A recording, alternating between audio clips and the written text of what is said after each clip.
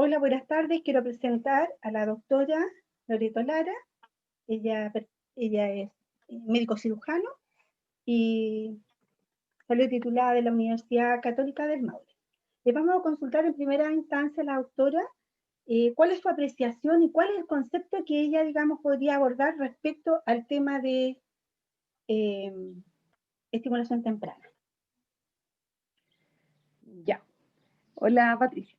Bueno, en realidad es un tema bastante amplio, que tiene muchos aspectos, tanto como biopsicosocial como solamente netamente orgánicos que están involucrados. Es un proceso que se marca principalmente por un desarrollo que va en hitos y que para poder cumplir esos hitos es muy importante una estimulación y un ambiente adecuado para poder llegar a cumplir ciertas normas básicas del desarrollo a cierta edad, principalmente la edad más temprana, que es desde obviamente recién nacido hasta más o menos los 2 años, que es muy importante, y luego como un segundo periodo más preescolar hasta los 5, y ya después una etapa más escolar posteriormente.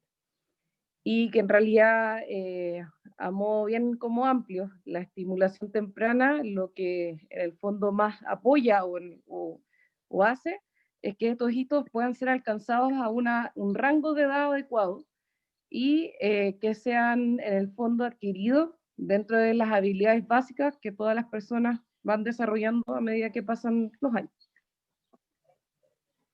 Gracias, doctor. La segunda consulta que le quiero formular es, ¿cuáles son los niños con mayores factores de riesgo, según su concepto? En general, los niños con mayores factores de riesgo, o sea, en el fondo, como explicarlo un poco más general, hay hitos que en el fondo se van a alcanzar independiente del ambiente que el niño tenga, y que son las cosas obviamente más básicas.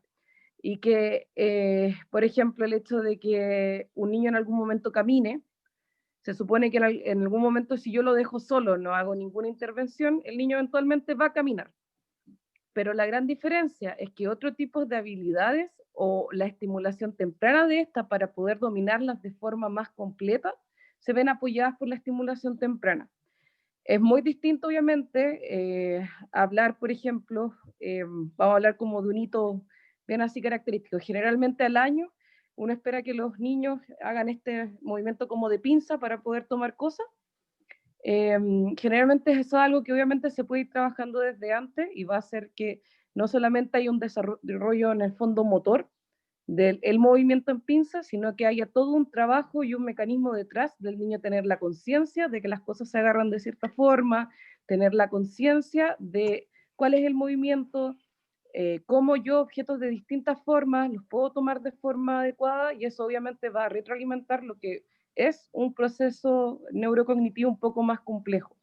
Entonces, obviamente este tema de aplicar técnicas para que esto sea en el fondo de forma más temprana, o hacer pequeñas intervenciones que logren que esto se haga de forma adecuada, va a cambiar el resultado final.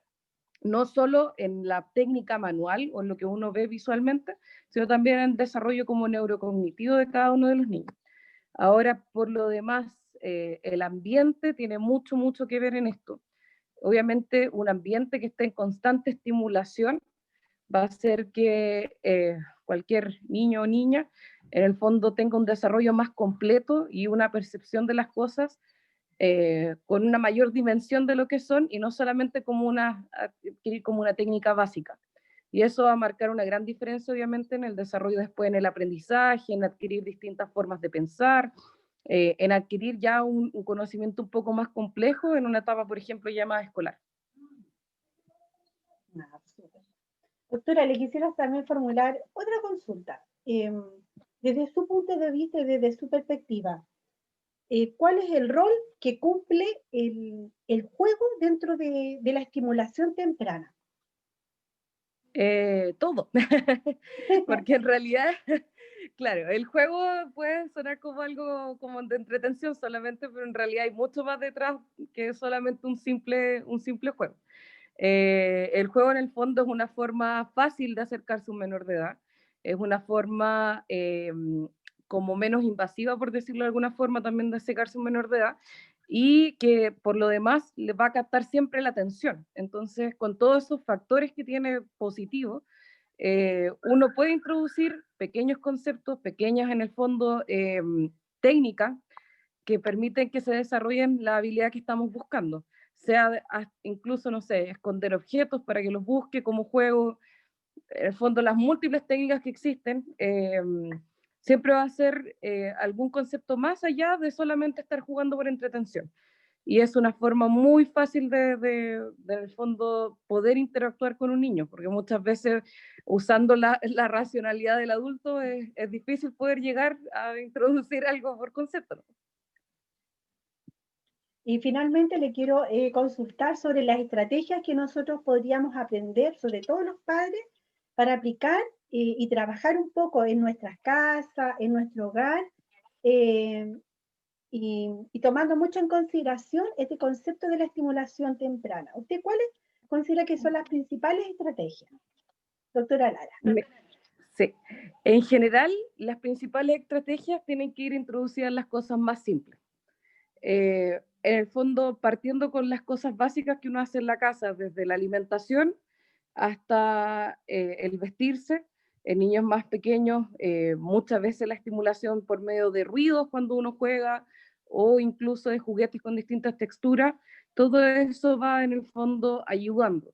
En el fondo, ¿qué es lo que va a esto? Uno a través de cosas simples, por ejemplo, como el alimento, puede introducir características que permitan desarrollar estas como habilidades tempranas por medio de técnicas. Por ejemplo, el hecho de tener que tomar un tenedor o hacer que pequeños, por ejemplo, verduras con distintas texturas las puedan tocar, puedan saber cómo son, o ya cuando es algo más motor, el poder sentarse en una silla incluso para poder comer cuando ya son niños más grandes, cuando son niños más chicos, introducir cosas que tengan textura, que tengan sonido. Incluso cuando se prueba este tema de la alimentación, para introducir alimentos, también ocupar elementos de estimulación, como son el tacto, el sabor, y un poco dejar que también cada niño al principio explore lo que uno le está presentando. Que muchas veces la desesperación porque lo haga de forma correcta o lo que se acepta como correcto, hace que uno introduzca elementos de forma más agresiva o en el fondo los introduzca como uno lo asimila como adulto. En realidad lo que hay que dejar es que el niño explore lo que uno le está dando, para que así en el fondo pueda ir ocupando todos los sentidos, los 5 sentidos, en el fondo para desarrollar una conexión neuronal importante cada vez que realiza algo, que no solamente sea la acción que uno quiere que realice. En el caso, por ejemplo, simple de una comida, obviamente el objetivo es que se alimente, pero detrás de eso puede haber estimulación a través de colores, de texturas, de que toque con las manos, aprenda qué es lo que es, uno de a poco ir introduciendo los elementos correspondientes y de a poco en el fondo ir formando para que finalmente adquiera la habilidad que uno busca, pero sí permitir en el fondo explorar, que es como de las cosas como más valiosas. Oh, súper. Doctora, le quiero también consultar, ¿usted considera que los papás actualmente manejan estos conceptos de la estimulación temprana? Yo creo que en general sí. ¿En qué sentido? En que hay mucha información dando vuelta. Ahora el principal problema también se da por lo mismo. La mucha información dando vuelta hace que uno no sepa bien lo que es correcto y lo que no, o qué es lo mejor para cada caso, porque no se puede en el fondo generalizar en este tipo de aprendizaje. Muchas veces hay niños que obviamente van a 1000 por hora, otros que van a un paso más lento y nada de eso está incorrecto. Eh, Siempre yo creo que es muy importante asesorarse con profesionales en el fondo, personas que sean expertas en el área, que sepan del área, para no en el fondo un poco llenarse de información de internet, por ejemplo, que está disponible como para la mayoría de las personas. Pero yo creo que en general, a diferencia de hace un par de varios años atrás, los papás se preocupan un poco más de ese tema. Y por lo demás hay más cosas quizás en el mercado que también sirven, pero un poco respaldando lo mismo, siempre es importante lo que tenga que decir el experto en el fondo al respecto y no quedarse con lo que uno lee, que es general para todo tipo de niños, porque cada niño en el fondo es distinto. Entonces no podemos esperar que todos avancen al mismo paso. No, súper. Súper. Te quiero agradecer, doctora Lara, por todas sus apreciaciones profesionales y, bueno, la verdad, agradecer su participación. Muchas gracias. Gracias a usted también.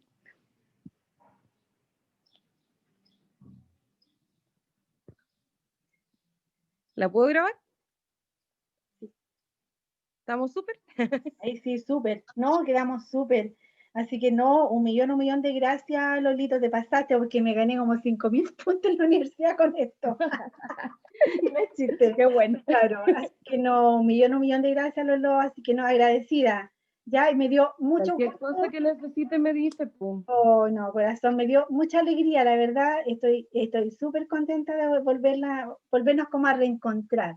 Yo creo que Sí, hay personas que uno quiere como de toda la vida. Yo a usted la conozco de niña y la verdad es que estoy muy es contenta, verdad. orgullosa de que usted hoy en día sea una excelente doctora. Así que no, felicitaciones, Gracias, tía.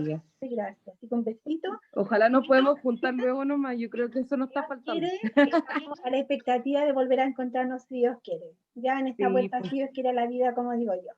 Así que un sí. besito a la distancia, La cariño, tía, besitos. cariño para todos, cariño. Así que Saludos a todos, ya igual. muy grande. Chao, mi amor, cuídese. Saludos al Forestón también. Chao, cariño. Chao, que te bien, Chao, besitos. chao, mi amor, que estés súper